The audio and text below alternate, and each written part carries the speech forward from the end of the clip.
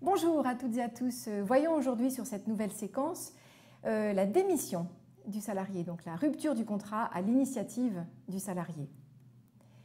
Donc la démission du salarié, on connaît tous, on sait tous ce qu'est une démission, mais on va revenir dans le cadre de cette séquence sur les conditions de validité de la démission, sur le formalisme éventuel de la démission, sur le délai de préavis, les heures de recherche d'emploi dont peut éventuellement bénéficier le salarié et tout le régime juridique en fait, de la démission.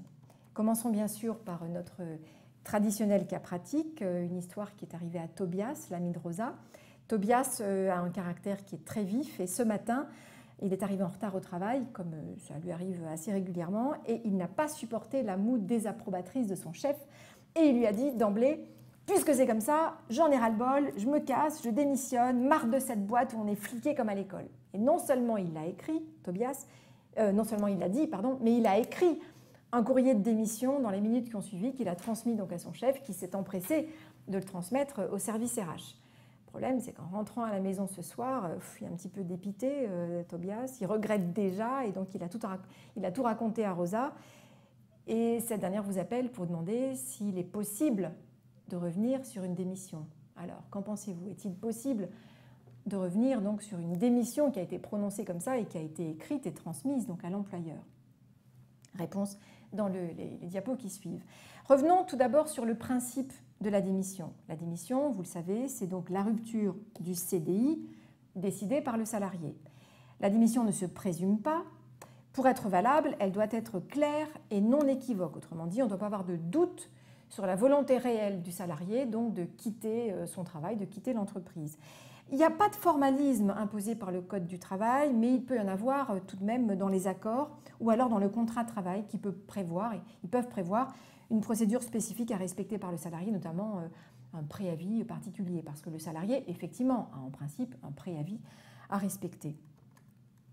Je reviens un instant sur cette condition en fait, de base relative à la validité de la démission, qui est que la volonté du salarié doit être claire et non équivoque. Ça veut dire, donc, comme je l'évoquais il y a un instant, qu'il ne doit y avoir aucun doute sur la volonté du salarié de mettre fin à son contrat de travail. Autrement dit, on ne peut pas présumer une démission.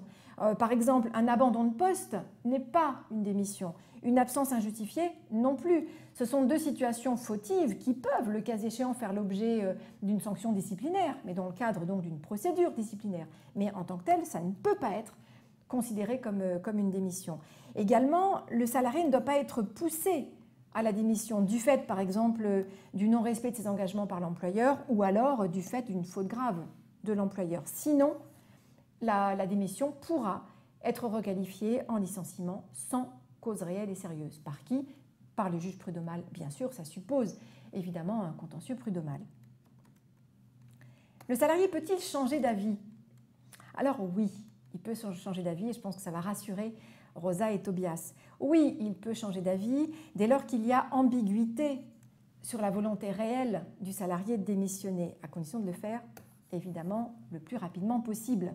Et quelques exemples de cas où l'employeur doit tenir compte de la rétractation du salarié. Exemple, lorsque la démission a été décidée sous l'emprise d'une émotion qui a pu altérer son raisonnement, l'emprise de la colère ou l'émotion, l'emprise de troubles psychiques qui peuvent altérer le raisonnement, ou également des pressions qui peuvent parfois pousser le salarié à démissionner alors qu'en réalité il n'est pas vraiment d'accord. Dans tous ces cas-là, la rétractation s'impose à l'employeur.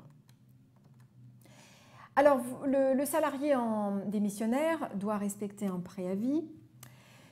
Alors, il peut aussi demander, bien sûr, à l'employeur une dispense de préavis. L'employeur peut accepter ou refuser, évidemment, et donc s'il accepte, le salarié pourra évidemment quitter l'entreprise plus tôt. La durée du préavis, elle est fixée par les accords collectifs, par les usages ou par les contrats de travail. Et elle est la même que le salarié soit à temps plein ou à temps partiel. Quel est le point de départ du délai de préavis? Il démarre à compter de la notification à l'employeur de la démission. Donc la notification, pas la réception.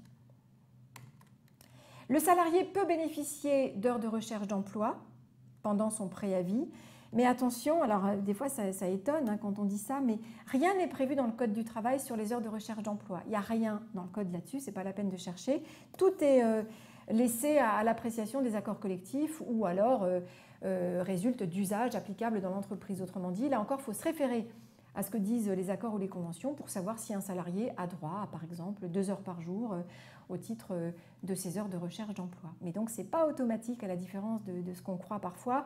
Maintenant, souvent, les heures de recherche d'emploi comment dirais-je, sont répandues dans les entreprises parce qu'on a créé un usage qui permet donc aux salariés d'en bénéficier. Quels sont les documents de fin de contrat que l'employeur doit transmettre aux salariés donc, à la fin de sa vie dans l'entreprise? Il doit lui remettre un certificat de travail, une attestation Pôle emploi, un solde de tout compte, ainsi qu'un état récapitulatif de l'ensemble des sommes et valeurs mobilières, alors c'est un peu long, hein, épargnées ou transférées au sein de l'entreprise dans le cadre des dispositifs de participation, d'intéressement et des plans d'épargne salariale. Donc ces documents, comme dans tous les autres cas de rupture du contrat, devront être transmis aux salariés donc à la fin de son contrat. Voilà, on peut donc répondre à Rosa maintenant et à Tobias. Enfin, c'est Rosa qui posait la question. On peut lui dire on peut lui conseiller que Tobias écrive immédiatement un courrier de rétractation qu'il apportera dardard à son manager et qui transmettra au service RH dès le lendemain matin. Donc dès demain matin, il a intérêt à le faire très très vite. Pourquoi? Parce que la démission, comme on l'a vu, qui est décidée sous l'emprise de la colère ou sous le coup de l'émotion, n'est pas valable. Donc on peut dire qu'il y a une altération finalement du raisonnement du salarié qui peut faire valoir. Donc on a prononcé en fait une démission qui en soi n'est pas valable, qui ne révèle pas une volonté claire et non équivoque de la part du salarié de rompre son contrat. Mais il faut aller vite. Hein.